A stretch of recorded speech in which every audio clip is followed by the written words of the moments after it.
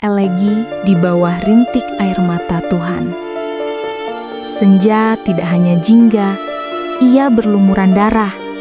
Di bawah langit yang menangis, gerimis tipis, Elara dan Niko berdiri di ambang pintu rumah kecil mereka. Tempat setiap sudut menyimpan tawa, janji, dan rahasia. Perpisahan ini terasa lebih buruk dari kematian.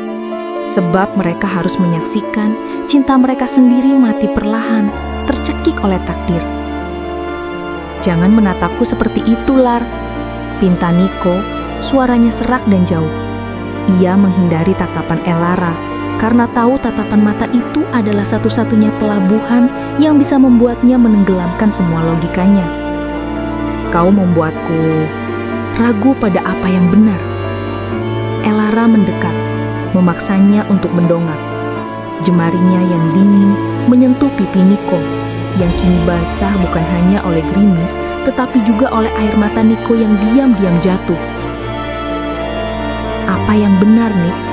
Meninggalkan sepotong hatimu di sini, terukir dalam patung yang tak pernah selesai kubuat. Apakah kebenaran itu bernilai lebih dari kita?" Elara memejamkan mata, membiarkan sakit itu memuncak.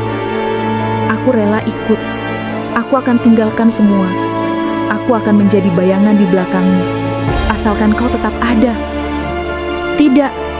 Niko mencengkram bahunya, matanya memancarkan penderitaan yang luar biasa. "Aku sudah melihatnya. Aku sudah melihat bagaimana matamu bersinar saat kau menyentuh tanah liat. Aku sudah melihat bagaimana kau menghidupkan batu. Aku tidak bisa. Aku tidak bisa membawa cahaya itu ke tempat yang gelap dan menuntutnya padam hanya untuk kenyamananku. Itu kejahatan, Lar. Aku tidak bisa menjadi penjara bagi jiwamu." Ia mengeluarkan sesuatu dari balik jubahnya. Bukan kalung sederhana, melainkan sebuah cincin kawin yang seharusnya mereka tukar bulan depan. Cincin itu yang kini terasa begitu berat, diletakkan di telapak tangan Elara. "Simpan ini," kata Niko, suaranya bergetar hebat. "Ini adalah janji yang aku batalkan. Ini adalah masa depan yang aku bunuh. Aku ingin kau menjualnya, gunakan uangnya untuk membeli tanah liat terbaik, kanvas termahal, apapun yang bisa membuatmu lupa pada rasa sakit ini. Buatlah mahakarya, Lar. Ukir kesedihan kita di sana." Elara melihat cincin itu. Permata kecil yang memantulkan cahaya jalanan yang suram, terlihat seperti air mata yang membatu. Ia tidak mengambilnya. Cincin itu jatuh dari tangan Niko, mendarat di genangan air di ambang pintu dengan bunyi kleng yang nyaring, seperti lonceng kematian. "Kau pikir aku bisa menjualnya? Kau pikir aku bisa membeli kebahagiaan dengan harga cintamu?" bisik Elara. Suaranya kini mendesis, penuh keputusasaan. "Kau bukan hanya membatalkan janji, Niko. Kau merobek akarku.